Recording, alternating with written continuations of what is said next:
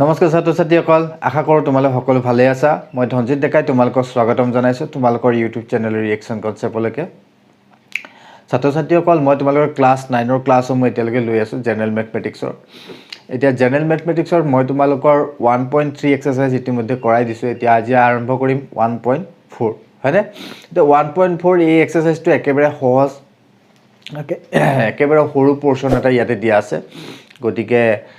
আৰু এক্সাৰসাইজটো অংকসমূহ গোটেই সহজ তোমালোকে অলপ বুজি পালে কৰিব পাৰিবা ইয়াৰ অংকসমূহ এনেকুৱা ধৰণৰ তুমি যদি তোমাৰ স্কেল ব্যৱহাৰ কৰি পাইছানে তোমালোকে সো স্কেলত যদি তোমাৰ 2.5 সেন্টিমিটাৰ জুখিব দিয়ে বা কেতিয়াবা হয়তো তোমাক 7.6 সেন্টিমিটাৰ জুখিব দিয়ে তেতিয়া তুমি যিবোৰ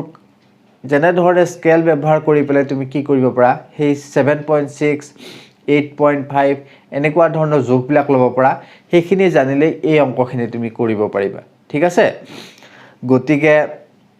আৰু এই ভিডিওটোৰ গুটেখিনি পিডিএফ তোমালোকে ডেসক্ৰিপচন বক্সত পাই যাবা তাতে গৈ পেলাই তোমালোকে ল'ব পৰা ঠিক আছে আৰু আজি আমি এতিয়া বেছি পলম কৰি নাথাকো গতিকে এক্সাৰসাইজটো আৰম্ভ কৰিছো এক্সাৰসাইজ কি দিছে তোমাৰ 1.4 ক্লাস 9 General Maths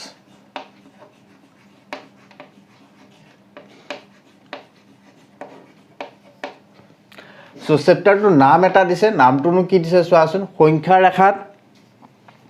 বাস্তৱ সংখ্যাৰ উপস্থাপন so টপিক টো নাম এটা আছে কি দিছে সংখ্যা ৰেখাত তুমি যেটা নাম্বাৰ লাইন পাইছা সংখ্যা ৰেখাত বাস্তৱ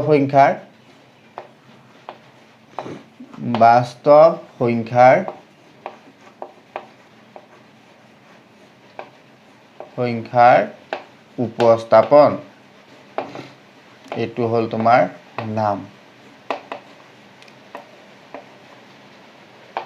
গতিকে বাস্তৱ সংখ্যা বুলি ক'লে তুমি কি বুজা যিবোৰ সংখ্যা আমি পৰিমেয় অপৰিমেয় সংখ্যাৰ গোটকে আমি কি বুলি কওঁ বাস্তৱ সংখ্যা বুলি কওঁ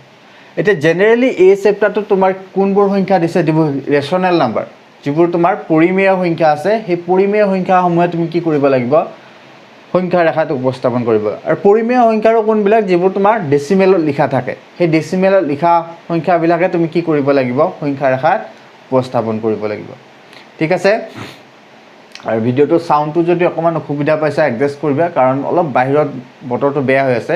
বৰষুণ দি আছে এটো কাৰণে সাউন্ডটো অলপ তোমাৰ নয়েজ আহিব পাৰে হলে মই ভিডিওটো কৰি দিছো বাৰু কাৰণ ভিডিও কালিৰ পৰা ভিডিও দিয়া হোৱা নাই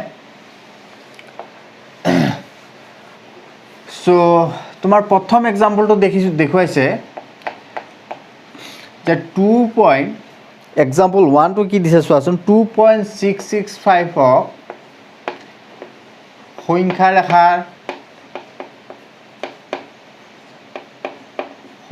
ৰেখাৰ অৱস্থান উলিওৱা কি কৈছে এই সংখ্যাটোৰ সংখ্যা ৰেখাত কি উলিয়াব দিছে তোমাৰ অৱস্থান উলিয়াব দিছে কেনে ধৰণে উলিয়াবা কিমান দিছে 2.665 হয়নে আমি এতিয়া সলিউশনটো কৰিম কেনে ধৰণে কৰে চোৱাচোন সো সংখ্যা ৰেখাডাল আমি প্ৰথমতে আঁকিম সো স্টেপ 1 তুমি লোৱা মই স্টেপত দেখুৱাই দিম তোমালোকক এটা স্টেপ দেখুৱাই দিম সো স্টেপ 1 কিনো কৰিম চোৱাচোন সাপোজ তুমি সংখ্যা ৰেখাডাল এইডাল বুলি কনসিডাৰ কৰিলা সিধা হৈছে নে আজডাল যথাসম্ভৱ হৈছে সো এইটো তুমি 0 পইণ্ট বুলি কনসিডাৰ কৰিলা এইটো তুমি 1 এইটো 2 আৰু এইফালে অকন বঢ়াই দিয়া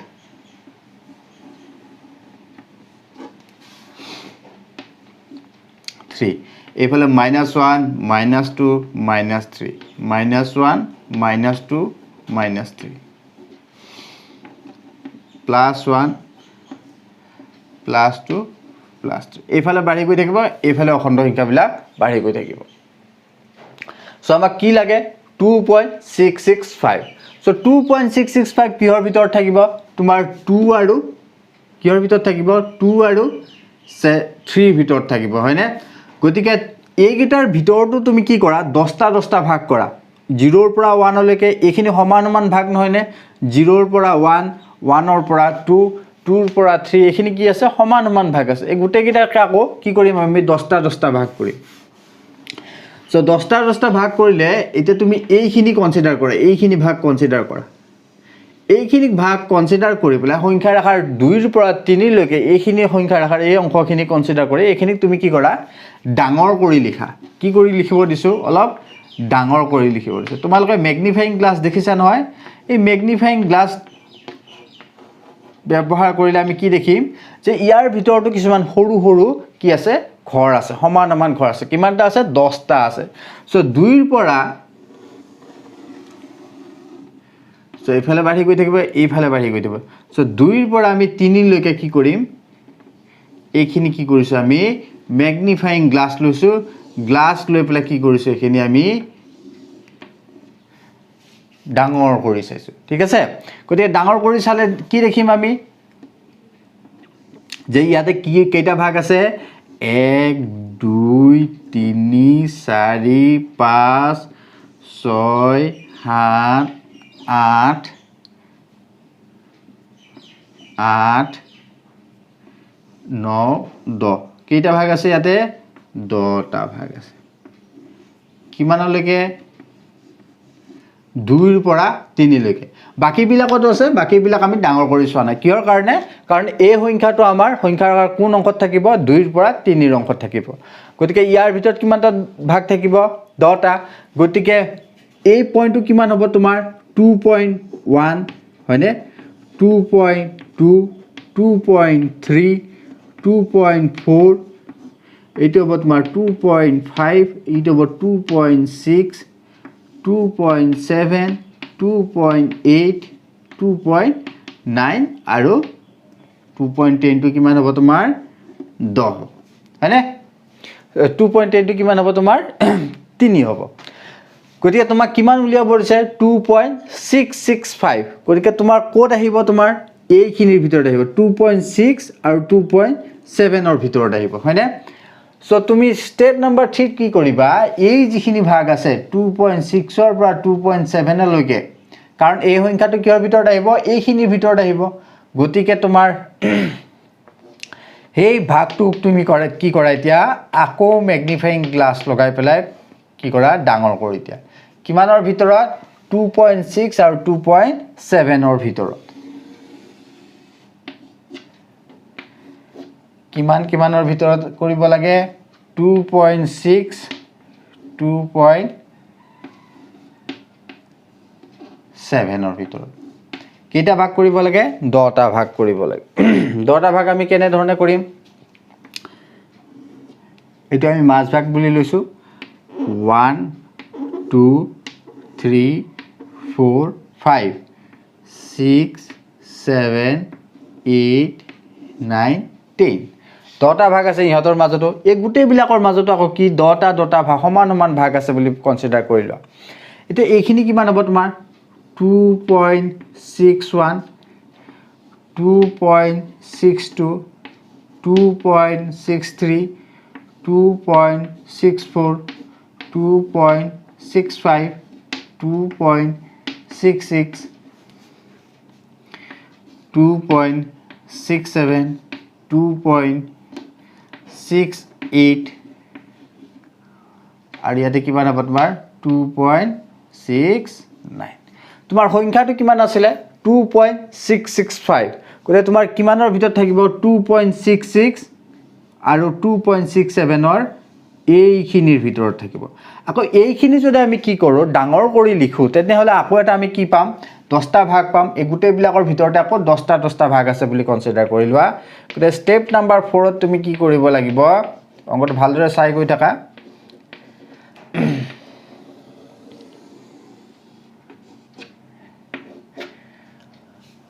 2.66 ৰ পৰা আমি কি কৰিম এতিয়া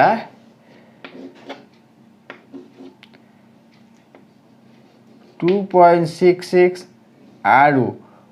2.67 ৰ ভিতৰত আকৌ কি কৰিম আমি 10টা সমান ভাগ কৰি দিম সমান ভাগ কৰিলে আমি কি কৰিম 3 দশমিকলৈকে উলিয়াম হয়নে 3 দশমিকলৈকে 1 2 3 4 5 6 7 8 9 10 সো ওপৰটো কিমান হ'ব 2.661 2.662 2.663 2.664 2.665 2.666 2.667 2.668 2.669 আৰু 2.667 ঠিক আছে হৈ গ'ল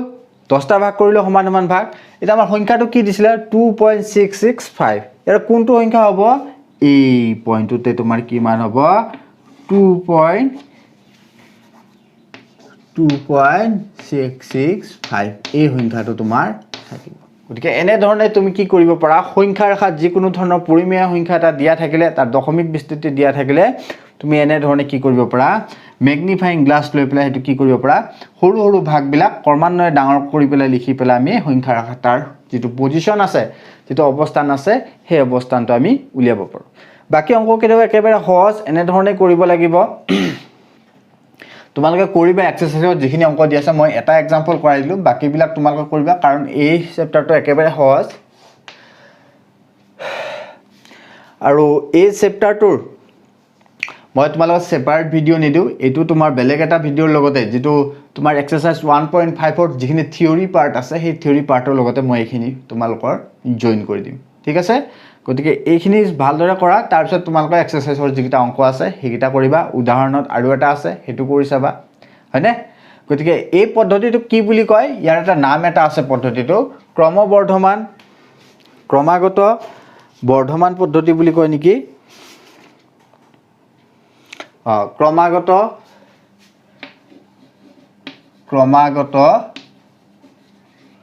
পৰিবৰ্ধন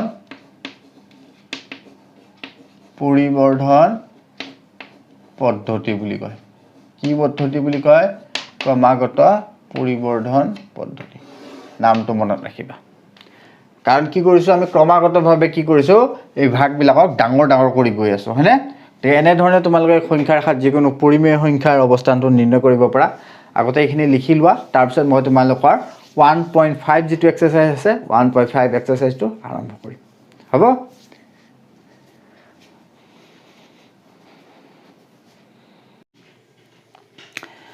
গতিকে ছাত্ৰ-ছাত্ৰীসকল মই তোমালোকৰ এক্সাৰসাইজ 1.4 ৰ এটা এক্সাম্পল কৰাই দিছো বাকি কেইটা তোমালোকে কৰিবা এক্সাৰসাইজত দুটা অংক আছে একেবাৰে সহজ মই যেনে ধৰণে কৰাইছো তেনে ধৰণে কৰিবা সো এতিয়া আমি আলোচনা কৰিম 1.5 ত কি দি আছে এক্সাৰসাইজ 1.5 ৰ আজি মই কোনো ধৰণৰ অংক আলোচনা নকৰো ইয়াৰ যিখিনি থিওৰি পাৰ্ট আছে এই থিওৰি পাৰ্টখিনি মই বুজাই দিম সো 1.5 ত কি দি আছে চোৱাচোন আৰু এটা কথা এই যেটো ক্লাস আছে মই যেটো কম্বাইন কৰি দিছো গুটেইখিনিৰে পিডিএফ খিনি একেলগে পাই যাবা ঠিক আছে আৰু তোমালোকে ক্লাসৰ লিংক বিলাক সিৰিয়ালি ডেসক্ৰিপচন বক্সত পাই যাবা এটা 1.5 ত কি দিয়া আছে চেপ্টাৰটোৰ নাম কি দিছে ৰিলেশনস অন ৰিয়েল নাম্বাৰ সৰি ৰিলেশনস নহয়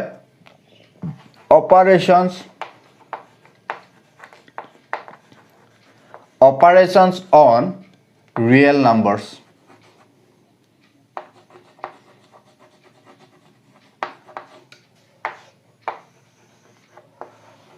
মানে বাস্তৱ সংখ্যাৰ ওপৰত বিভিন্ন ধৰণৰ বাস্তৱ সংখ্যাৰ ওপৰত বিভিন্ন প্ৰক্ৰিয়াৰ ব্যৱহাৰ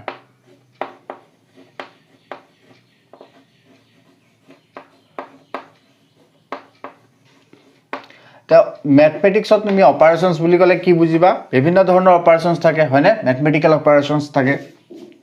যেনেকুৱা যোগ বিয়োগ পূৰণ হৰণ এইবিলাক থাকে হয়নে এটা ম্যাথমেটিক্যাল অপাৰেশনস বুলি ক'লে আমি যোগ বিয়োগ পূৰণ হৰণকে ম্যাথমেটিক্যাল অপাৰেশনস বুলি কম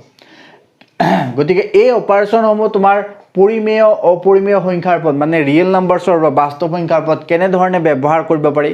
সেইবোৰৰ বিষয়ে আমি এই এক্সাৰসাইজত আলোচনা কৰিম মানে কি তোমাৰ যদি এটা পৰিমেয় সংখ্যা থাকে হেতু যদি অপৰিমেয় সংখ্যাৰ লগত আমি যোগ কৰো বা পূৰণ কৰো বা হৰণ কৰো বা বিয়োগ কৰো তাৰ যেটো আমি ৰিজাল্ট পাম সেই ৰিজাল্টটো তোমাৰ পৰিমেয় হ'বনে অপৰিমেয় হ'ব হয়নে ঠিক সেইদৰে পৰিমেয়ৰ মাজত যোগ বিয়োগ কৰিলে কি হয় অপৰিমেয়ৰ মাজত যোগ বিয়োগ কৰিলে কি হয় সেই বিষয়ে আমি কি কৰিম ইয়াতে আলোচনা কৰিম আলোচনা কৰাৰ আগতে তোমালোকে কেইটামান কথা মনত ৰাখিব লাগিব কি কথা কেইটামান কথা লিখিব লাগিব হেকেটা লিখি লোৱাচোন এটা কথা যে পৰিমেয় আৰু অপৰিমেয় এটা পৰিমেয় সংখ্যা আৰু এটা পৰিমেয় সংখ্যাৰ মাজত যদি আমি কি কৰো যোগ বিয়োগ পূৰণ হৰণ যিকোনো ধৰণৰ যোগ বিয়োগ পূৰণ হৰণ যিকোনো ধৰণৰ এনেকুৱা ধৰণৰ প্ৰক্ৰিয়া যদি ব্যৱহাৰ কৰো দুটা পৰিমেয় সংখ্যাৰ মাজত তেনেহলে আমি যেটো ৰিজাল্টেন্ট যেটো আমি সংখ্যা পাম ৰিজাল্টত যেটো সংখ্যা পাম সেই সংখ্যাটো সদায় কি হ'ব তোমাৰ পৰিমেয় হ'ব নে অপৰিমেয় হ'ব এটো কথা মনত ৰাখিবা হয়তো সদায় কি এটা হ'ব তোমাৰ পৰিমেয় সংখ্যা হ'ব কি সংখ্যা হ'ব এটা পৰিমেয় সংখ্যা হ'ব তুমি যিকোনো ধৰণৰ উদাহৰণ দিব পাৰা ফৰ এক্সাম্পল ইজি মানে এটো ফৰ এক্সাম্পল বুলি লিখা হয় তো কি ল'বা সো পৰিমেয় সংখ্যা মানে কি তুমি যদি 4/5 2/5 ইহতৰ মাজত যদি কি কৰিব বিচাৰিছা যোগ কৰিবা বা সাপোজ আমি বিয়োগ কৰিব বিচাৰিছো তেনেহলে তোমাৰ কি হ'ব চোৱাচোন 5/8 এইটো এটা কি তোমাৰ পৰিমেয় দুটা পৰিমেয় সংখ্যাৰ মাজত আমি বিয়োগ কৰিছো বিয়োগ কৰাৰ ফলত আমি কি পাইছো এটা পৰিমেয় সংখ্যা পাইছো গতিকে তেনেকুৱা ধৰণৰ আৰু এক্সাম্পল আছে আৰু এটা কথা মনত ৰাখিব লাগিব যে দুটা অপৰিমেয় সংখ্যা যদি তুমি লোৱা আৰু হিয়তৰ মাজত যোগ বিয়োগ পূৰণ হৰণ যিকোনো ধৰণৰে যদি তুমি কি কৰা সাপোজ দুটা অপৰিমেয় সংখ্যা লৈছা এটো এটা অপৰিমেয় সংখ্যা আৰু এটা তুমি অপৰিমেয় সংখ্যা লৈছা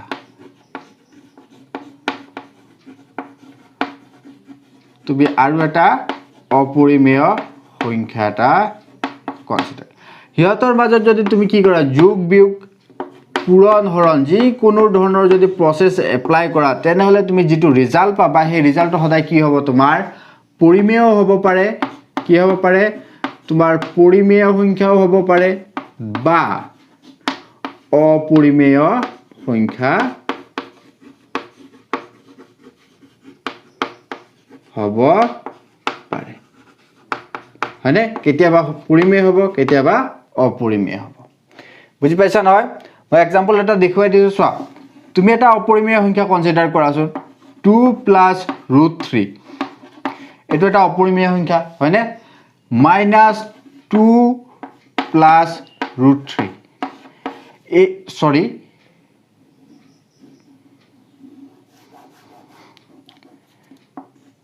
+2 - √3 ইহত দুটাৰ মাজত যোগ কৰিলে কি হৈ যাব +√3 কাটাকাটি যাব যেহেতু এই দুইটা কি তোমাৰ অপৰিমেয় সংখ্যা গতিকে তোমাৰ ৰিজাল্টেন্টটো কি ওলাইছে এটা পৰিমেয় সংখ্যা +4 এটা ওলাইছে হয়নে কেতিয়াবা পৰিমেয় হ'ব পাৰে কেতিয়াবা অপৰিমেয় হ'ব পাৰে ঠিক সেইদৰে তুমি যদি কনসিডাৰ কৰা আৰু এটা কথা জানিব লাগিব এটা আমি পৰিমেয় আৰু অপৰিমেয় একে সংখ্যা লৈছো হয়নে এতিয়া যদি তোমাক কোৱা হয় যে এটা পৰিমেয় লোৱা এটা অপৰিমেয় লোৱা তেতিয়া কি হ'ব চোৱা এটা পৰিমেয় বা এটা অপৰিমেয় সংখ্যা যদি লোৱা এটা পৰিমেয়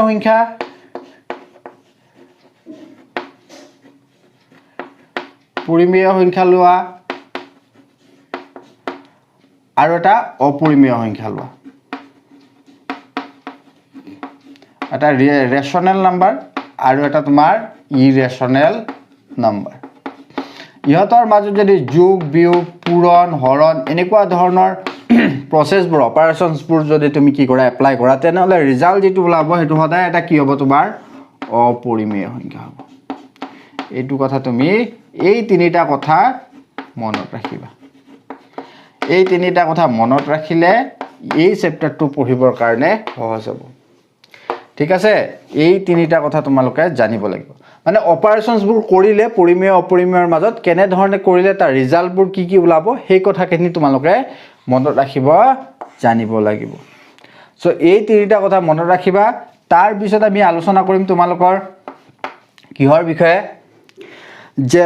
ইয়াৰ আগৰ চেপ্টাৰটোত মই কি আলোচনা কৰিছিলো যে পৰিমেয় সংখ্যা বাস্তৱ সংখ্যা বুলি কৈছিলে যদিও পৰিমেয় সংখ্যা এটাৰ সংখ্যাৰ হাত অৱস্থানটো আমি উলিয়াইছিলো হয়নে কিন্তু এটো চেপ্টাৰত আমি কি কৰিম অপৰিমেয় সংখ্যা এটা লম যি কোনো ধৰণৰ ইৰেশনাল নাম্বাৰ এটা লম সেই ইৰেশনাল নাম্বাৰটো জ্যামিতিক পদ্ধতিৰে আমি কি কৰিম এতিয়া তা সংখ্যাৰ হাত কেনে ধৰণে উলিয়াব পাৰি তাৰ স্থানটো কেনে ধৰণে নিৰ্ণয় কৰিব পাৰি সেই বিষয়ে আমি আলোচনা কৰিম লগতে তোমাৰ অপৰিমেয় সংখ্যা এটা যদি থাকে তাৰ যেটো সাপোজ তোমাৰ এটা অপৰিমেয় সংখ্যা দিছে এনেকুৱা ধৰণৰ অপৰিমেয় সংখ্যা এটা দিছে হয়নে ইয়াৰ যেটো হৰ আছে এই হৰটো কি হদায় অপৰিমেয় হৈ আছে হয়নে এই হৰ যেটো ডিনোমিনেটৰ আছে এই ডিনোমিনেটৰটো কেনে ধৰণে আমি পৰিমেয় সংখ্যা ৰেশনেললৈকে লৈ যাব পাৰি সেইবিলাক পদ্ধতিৰ বিষয়ে আমি কি কৰিম এই চেপ্টাৰটোত আলোচনা কৰিম তেনেকুৱা ধৰণৰ অংকবিলাকে আলোচনা কৰা হ'ব তাৰ আগতে তোমালোকে কি কৰা এই যিটা ৰুল মই পঢ়াই দিছো এইকেইটা আগতে লিখি লোৱা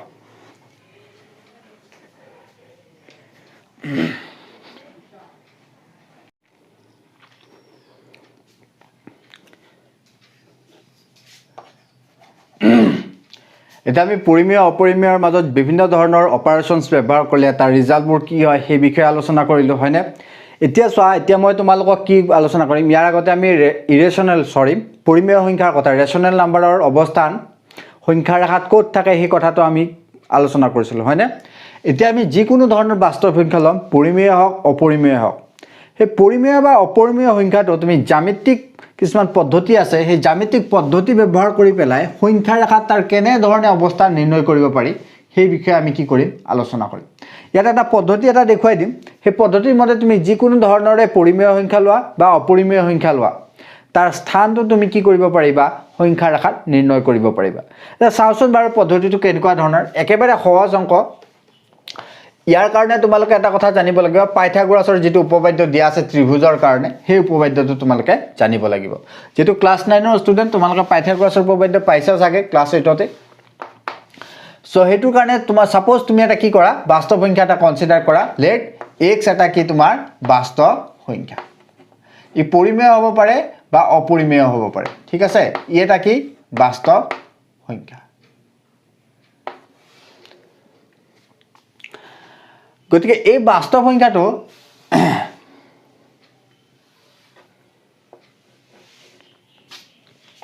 মই তোমালোক এটা কথা ক'ব পাহৰি গৈছো এই বাস্তৱ সংখ্যাৰ যেটো কৈছো আমি এই বাস্তৱ সংখ্যাটো হদায় কি √x এই অৱস্থাত থাকিব কি অৱস্থাত থাকিব √x এনেকুৱা ধৰণৰ ফৰ্মত থাকিব মানে কি বৰ্গমূল লোৱা থাকিব হয়নে সো বৰ্গমূল লোৱা থাকিলে তাৰ আমি অৱস্থানটো সংখ্যাৰ ৰেখাত কেনে ধৰণে উলিয়াম এতিয়া চাম সাপোজ তুমি কনসিডাৰ কৰিছা লৈছা x এটা কি তোমাৰ বাস্তৱ সংখ্যা হয়নে গতিকে ইয়াৰ এতিয়া আমি কি কৰিব লাগে এতিয়া √x ৰ অৱস্থান কি কৰিব লাগে নিৰ্ণয় কৰিব লাগে হয়নে √x ৰ অৱস্থান নিৰ্ণয় কৰিব লাগে গতিকে হেতুৰ কাৰণে তুমি কি কৰিবা প্ৰথমতে এটা লাইন এটা কনসিডাৰ কৰি লোৱা এই চিত্ৰটো মই যেনে ধৰণে আঁকি গৈ থাকিম তোমালোকে তেনে ধৰণে আঁকিবা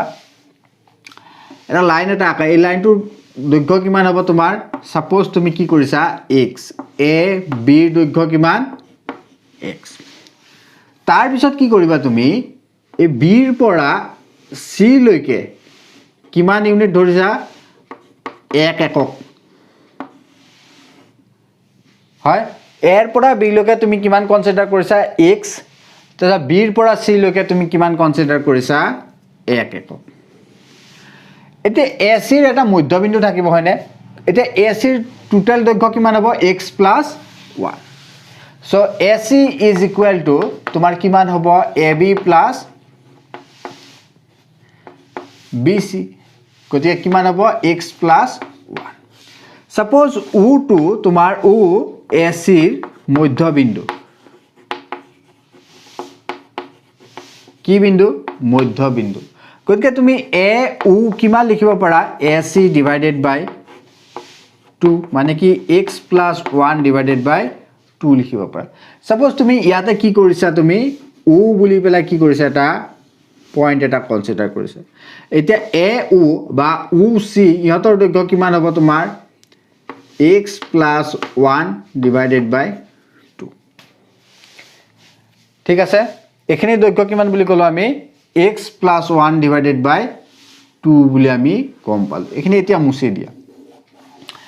ইয়াৰ পিছত আমি কি কৰিম o বিন্দু কেন্দ্ৰ কৰি পেলা আমি কি কৰিম এটা এইখিনি a u ব্যাসাৰ্ধ লৈ পেলা আমি কি কৰিম এটা বৃত্ত এটা ৰাখিম এতিয়া লিখা এতিয়া o বিন্দু কেন্দ্ৰ কৰি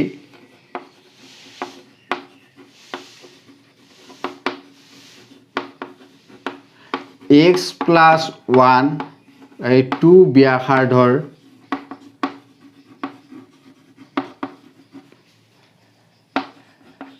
বৃত্ত এটা অঙ্কন কৰা হল এটা বৃত্তটো অঙ্কন কৰিলে কি হ'ব তোমাৰ এনেকুৱা ধৰণৰ বৃত্ত এটা হ'বনে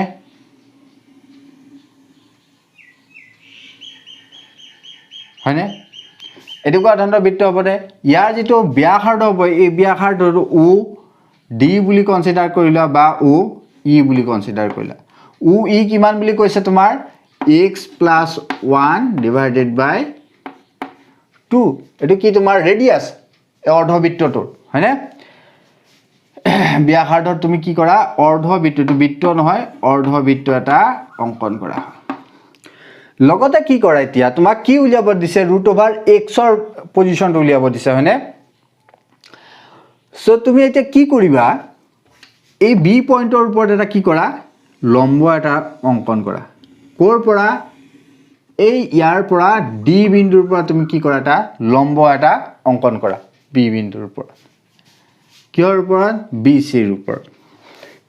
সো এতিয়া কি কৰিলো লগতে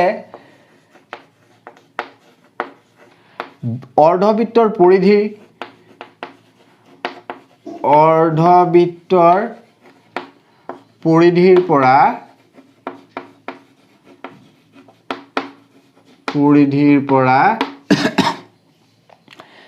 পৰিধিৰ পৰা কি কৰিম আমি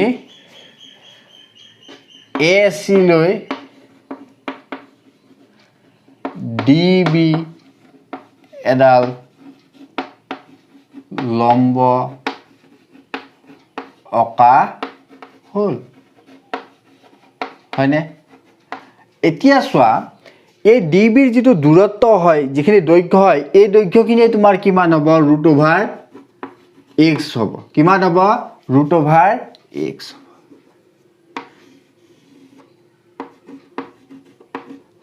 গতিকে এই তুমি এতিয়া কি কৰা এটো জয়েন কৰি দিয়া এটো জয়েন কৰি দিলে চোৱাচোন এইটো ত্ৰিভুজ ODB ত্ৰিভুজ ODB এটো এটা তোমাৰ সমকোণী ত্ৰিভুজ হৈছে নে গতিকে এই সমকোণী ত্ৰিভুজৰ পৰা তুমি দেখুৱাব পাৰা যে এই যেটো তোমাৰ বাহু আছে DB টো আছে ইয়াৰ দৈৰ্ঘ্য কিমান তোমাৰ কিমান হ'ব ইয়াৰ দৈৰ্ঘ্য √x হেখিনি কথা আমি দেখুৱাব পাৰিম সো ত্ৰিভুজ ODB ৰ পৰা তোমাৰ OB কিমান হৈছে OD এটো কিমান OD এটো এটা ব্যাসাৰ্ধ হয়নে গতিকে OD কিমান OD তোমাৰ x + 1 ডিভাইডেড বাই 2 আৰু OB কিমান হ'ব তোমাৰ সো OB কিমান হ'ব তোমাৰ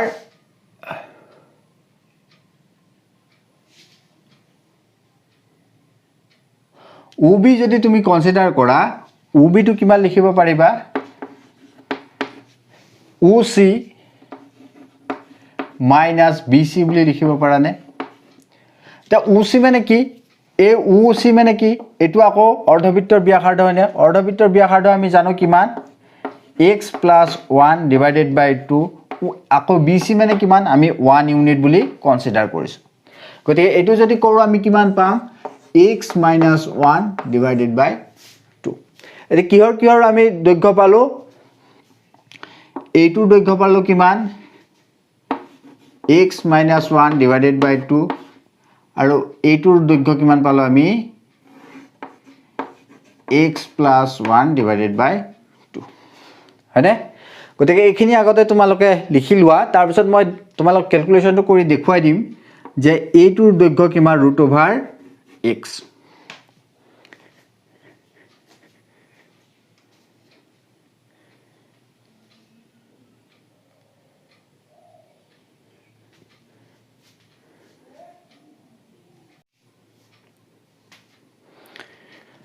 গতিকে আমাক কি লাগে এই DB ৰ দৈৰ্ঘ্যটো লাগে হয়নে গতিকে ত্ৰিভুজ আমি কি কৰিম ODB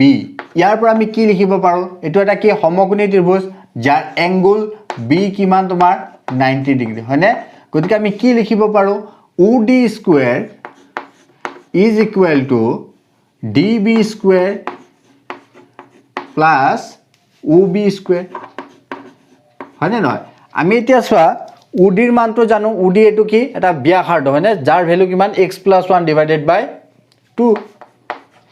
so DB square is equal to OD square minus OB square OD ৰ মান কিমান জানো আমি x + 1 ডিভাইডেড বাই 2 হোল স্কয়ার আকৌ OB ৰ মানটো জানো আমি কিমান x - 1 ডিভাইডেড বাই 2 হোল স্কয়ার গতিকে এই দুইটাকে যদি আমি কৰো তেনেহলে কি হ'ব চোৱাচোন ওপৰৰ ফালে x + 1 x square + 1 square plus twice x divided by 4 এইফালে কিমান হ'ব x square + 1 minus of twice x divided by 4 এই দুইটা যদি আমি কি কৰো যোগ কৰি দিও তেনেহলে বিয়োগ কৰি দিও তেনেহলে কিমান থাকিব তোমাৰ 4x থাকিব ওপৰত তলত থাকিব তোমাৰ 4x 4 4 কাটা কাটি যাব তোমাৰ হাতত থাকিব so db equal to কিমান হ'ব তোমাৰ √x একক বুজি পালা নহয় আমি কেনে ধৰণে লিখিব পাৰো এটো db equal to x একক এতিয়া কি কৰিবা তোমাৰ এতিয়া তুমি x এটোৰ কি কৰিব লাগে তুমি এই সংখ্যাটোৰ এটো এটা অপৰিমেয় সংখ্যা হ'ব হয়নে গতিকে যদি এটো এটা অপৰিমেয় সংখ্যা হয় বা পৰিমেয় সংখ্যাই হয় ইয়াৰ যেটো ডিসটেন্স আছে বা যেটো অৱস্থান আছে তো আমি সংখ্যা ৰেখাৰ উলিয়াব লাগে গতিকে এই চিত্ৰটোক আঁকিম অলপ বেলেগ ধৰণে আঁকিম এতিয়া অকমান হৰুকে আঁকিছো এইটো তোমাৰ O বিন্দু এইটো তোমাৰ B বিন্দু এইটো তোমাৰ C বিন্দু এইটো A বিন্দু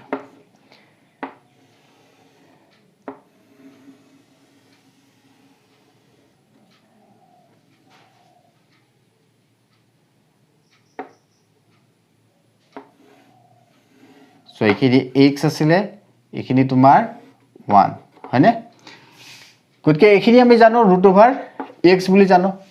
হয়নে b d এইখিনি আমি কি জানো √d গতিকে আমি এতিয়া b বিন্দুটো কি বুলি কনসিডাৰ কৰিলাম 0 বুলি কনসিডাৰ কৰিলাম শূন্য বিন্দু বুলি কনসিডাৰ কৰিলাম শূন্য বিন্দু বুলি কনসিডাৰ কৰি লৈ পেলাই এই OC DB ব্যাসাৰ্ধলৈ DB ব্যাসাৰ্ধলৈ যদি আমি কি কৰো এটা বৃত্তচাপ আকো তেনে হলে বৃত্তচাপ আকিলে এই বৃত্তচাপে তলৰ লাইনটো যি বিন্দুত কাটিব সেই বিন্দুটোৱে তোমাৰ কি হ'ব √x বিন্দু ঠিক আছে গতিকে এইখিনি দূৰত্ব কিমান হ'ব তোমাৰ b f হ'ব ইয়াতে হয়নে সো bf তোমাৰ কি হ'ব √x গতিকে এনে ধৰণে তুমি কি কৰিব পাৰা যি কোনো বাস্তৱ সংখ্যাৰ বৰ্গমূলৰ অৱস্থান তুমি উলিয়াব পাৰা গতিকে এখিনি লিখি লোৱা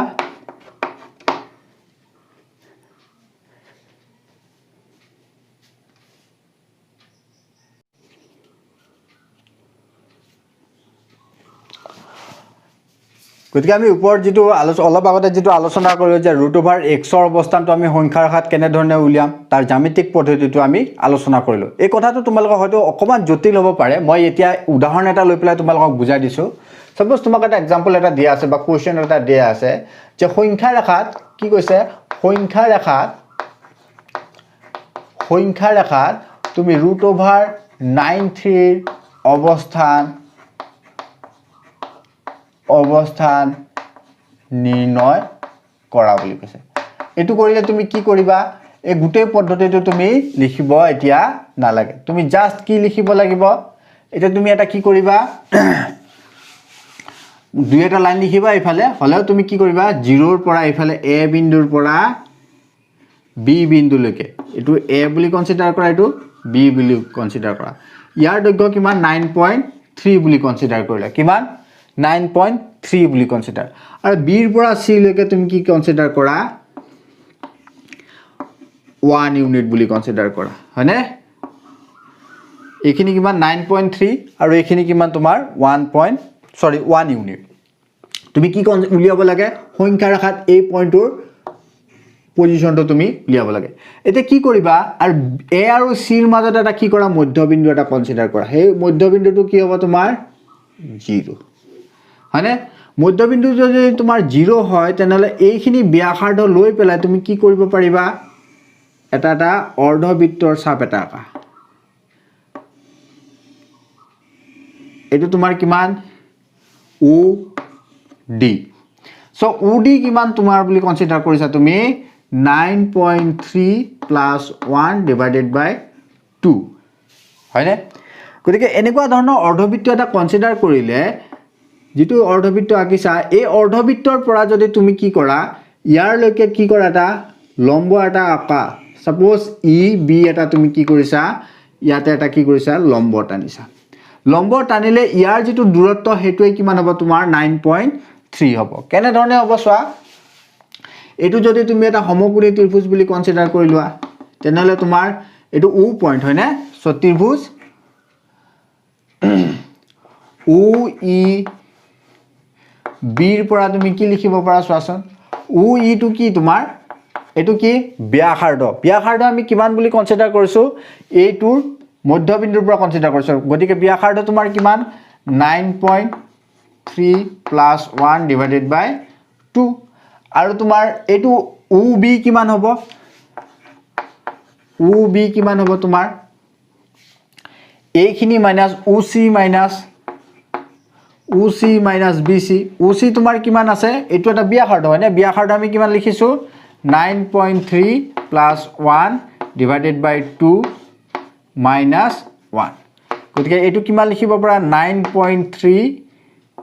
minus 1 divided by 2 এটা আমি OE ৰ ভ্যালু পালো আৰু OB ৰ ভ্যালু পালো এইটো ভ্যালু পালো আৰু এইটো ভ্যালু পালো হয় না গতিকে এইটো সমকোণী ত্ৰিভুজৰ ক্ষেত্ৰত আমি কি লিখিব পাৰো সোৱাচোন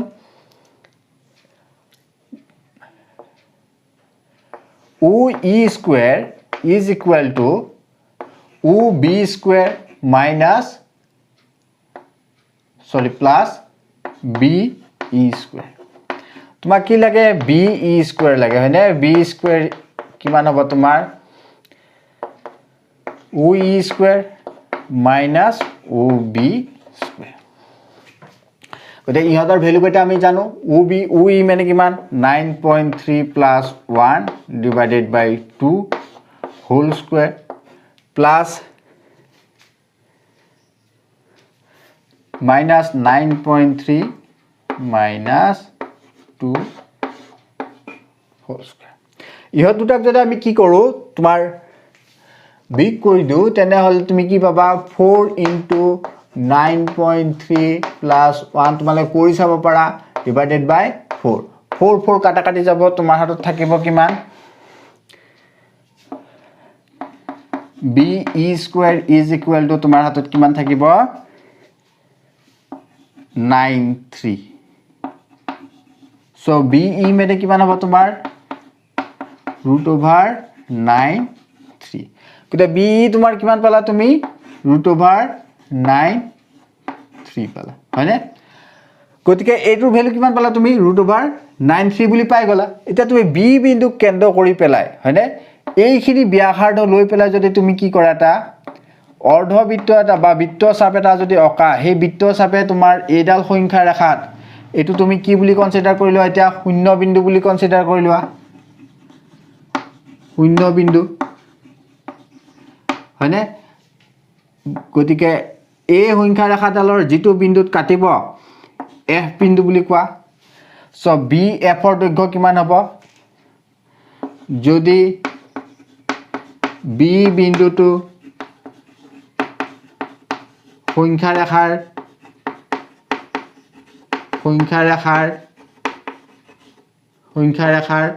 শূন্য বিন্দু হয় তেতিয়াহ'লে কি হ'ব বি এফ তোমাৰ কিমান হ'ব √9(3) হৈ গ'ল আৰু এফ বিন্দুটোৱে কি হ'ব এফ বিন্দুটোৱে তোমাৰ কিমান হ'ব এফ বিন্দুটো 9(3) একক বি এফৰ দৈৰ্ঘ্য আৰু বি বিন্দু এফ বিন্দুটো √9(3) বিন্দুৰ অৱস্থান হয় বুজি পালা এটা কেনে ধৰণে উলিয়াব লাগে গতিকে এই উদাহৰণটো তোমালোকে ধুনীয়াকৈ লিখি লোৱা উদাহৰণটো লিখি ল'লে তোমালোকে বুজি পাবা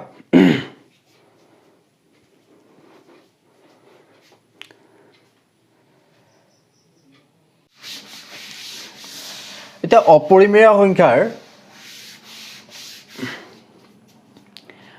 তোমালোকে উদাহৰণটো বুজি পালা ইতিমধ্যে মই যেটো আলোচনা কৰিছো বুজি পাইছা নে নাই কমেন্ট বক্সত কবা যদি বুজি পোৱা নাই তেনেহলে এক্সাৰসাইজত অংক এটা আছে সেই অংকটো মই কৰাই দিলে আকৌ ভালদৰে বুজাই দিম ঠিক আছে সো এতিয়া মই তোমালোকৰ অপৰিমেয় সংখ্যাৰ কিছুমান অভেদ মানে কি কিছুমান ফৰ্মুলা আলোচনা কৰি দিম সেই ফৰ্মুলা কেইটা তোমালোকৰ লাগিব কেতিয়া কিহৰ কাৰণে সৰল অংক কৰিবৰ কাৰণে তোমালোকৰ লাগিব সো এই ফৰ্মুলা কেইটা মনত ৰাখিবা যদি √a * √b থাকে তুমি কি বুলি লিখিব পাৰা অপৰিমেয় সংখ্যাৰ ক্ষেত্ৰতে হয় দেই √ab বুলি লিখিব পাৰা ঠিক সেইদৰে √a/b যদি এনেকৈ থাকে হেতুক তুমি কি বুলি লিখিব পাৰা √a/√b বুলি লিখিবা ঠিক 3 নম্বৰটো যদি তুমি লিখিব পাৰা √a/√b হয়নে √a + √b into √a minus √b এনে ধৰণে থাকে তুমি কি বুলি লিখিব পাৰিবা এটো কি বুলি লিখিব পাৰিবা √a²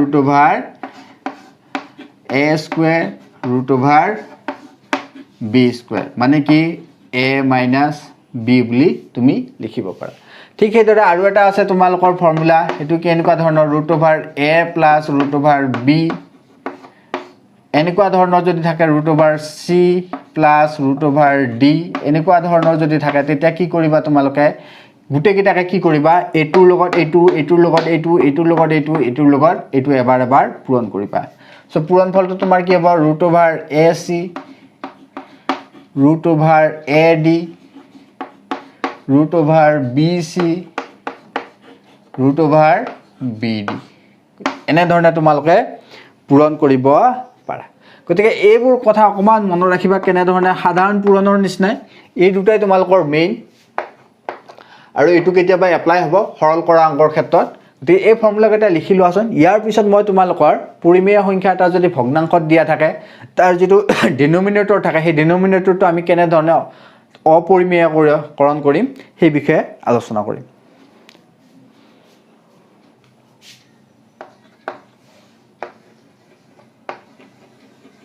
সো এনেকুৱা এটা টপিক এটা আছে তোমালোকৰ হৰ পৰিমেয়কৰণ কৰা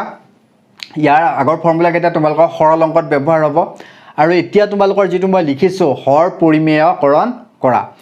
এটো তোমালোকৰ কিছুমান অংকৰ ক্ষেত্ৰত ব্যৱহাৰ হ'ব ডাইৰেক্ট দিয়া থাকিব যে ইয়াৰ হৰটো কি কৰা পৰিমেয়কৰণ কৰা গতিকে কেনেকুৱা ধৰণৰ অংকৰ ক্ষেত্ৰত থাকিব মই দুটা এক্সাম্পল যেতিয়া আলোচনা কৰিম তোমালোকে খুব ভালদৰে বুজি পাবা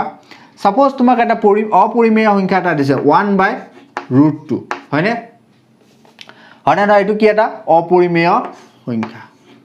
এটো এটা কি অপৰিমেয় সংখ্যা হৰ পৰিমেয়কৰণ মানে কি ইয়াৰ যেটো হৰ আছে মানে ডিনোমিনেটৰ আছে এটো কি এটা অপৰিমেয় সংখ্যা হয়নে √2 টো কি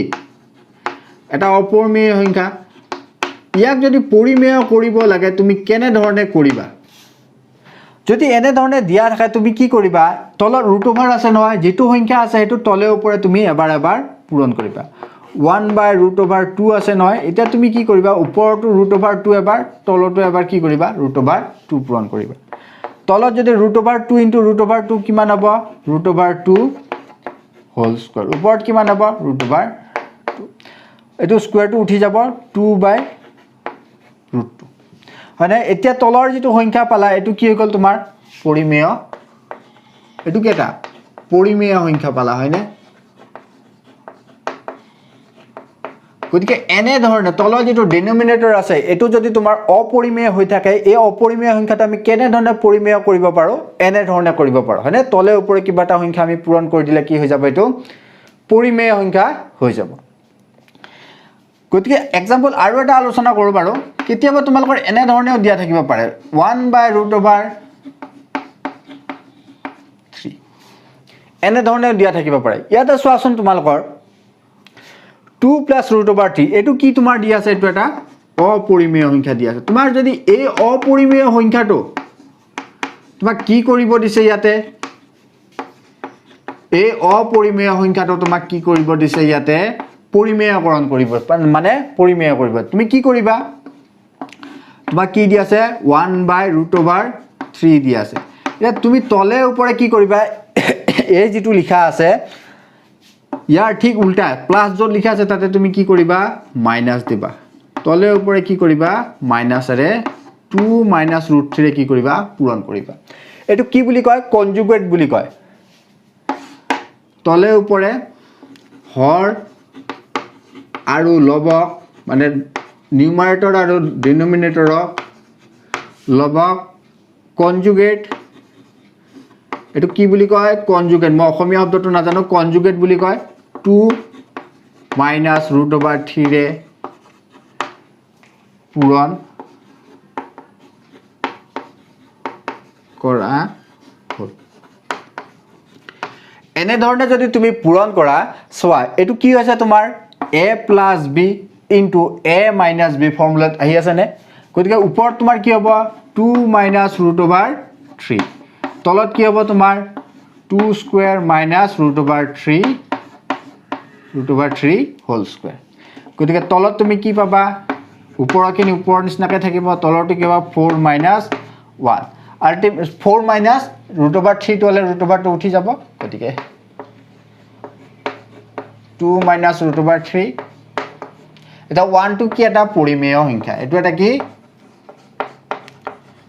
পৰিমেয়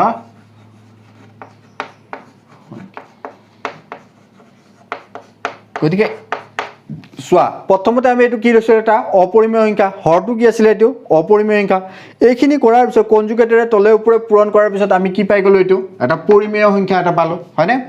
গতিকে এনে ধৰণে তুমি কি কৰিব পাৰা কোনো এটা যদি অপৰিমেয় সংখ্যা ভগ্নাংশত দিয়া থাকে তোমাৰ এই ভগ্নাংশত দিয়া থাকিলে তোমাৰ যেটো ভগ্নাংশৰ হৰ থাকে সেই হৰটো যদি অপৰিমেয় হয় সেই অপৰিমেয় সংখ্যাটো তুমি কি কৰিব পাৰা পৰিমেয় কৰিব পাৰা কেতিয়াবা সিঙ্গল সংখ্যা দিয়া থাকিলে সেই সংখ্যাটোৰে তলে ওপৰে পূৰণ কৰিব লাগিব আৰু যোগ বিয়োগ এনে ধৰণে দিয়া থাকিলে তুমি ইয়াৰ কনজুগেটটো ল'ব লাগিব কনজুগেটটো লৈ তলে ওপৰে পূৰণ কৰিব লাগিব হৈ গল গতিকে এই দুটা উদাহৰণ তোমালোকে লিখি লোৱা আৰু টপিকটোৰ নামটো দিয়া আছে টপিকটোৰ নামটো লিখিবা তোমালোকে এনেকুৱা ধৰণৰ অংক তোমালোকৰ এক্সাৰসাইজত আছে গতিকে মই সেইকাৰণে আলোচনা কৰিছো গতিকে আগতে তোমালোকে লিখি লোৱাচোন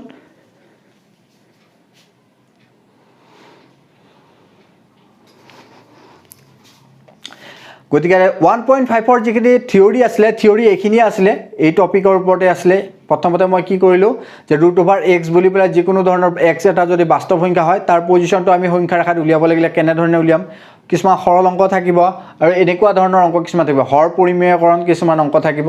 এনেকুৱা ধৰণৰ অংকই থাকিব বেসিক্যালি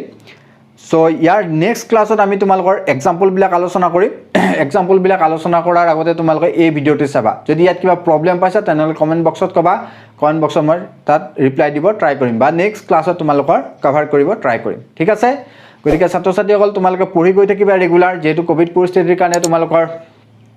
স্কুল খোলাৰ কোনো সম্ভাৱনা দেখাই নাই গতিকে অনলাইন যুগে তোমালোকে পঢ়ি থাকিবা এনে ধৰণে আৰু চেনেলটো যদি নতুন হয় তেনেহলে চেনেলটো সাবস্ক্ৰাইব কৰিব নাপাৰিবা নটিফিকেশনৰ বেলটো প্ৰেছ কৰিবা যাতে ভিডিওৰ আপডেটবোৰ তোমালোকে পাই থাকা ঠিক আছে গতিকে নেক্সট ক্লাছত আকৌ তোমালোকৰ লগ পাম 1.5 যিবোৰ এক্সাৰসাইজৰ অংক আছে এক্সাৰসাইজৰ অংকবোৰ লৈ তেতিয়ালৈকে ধন্যবাদ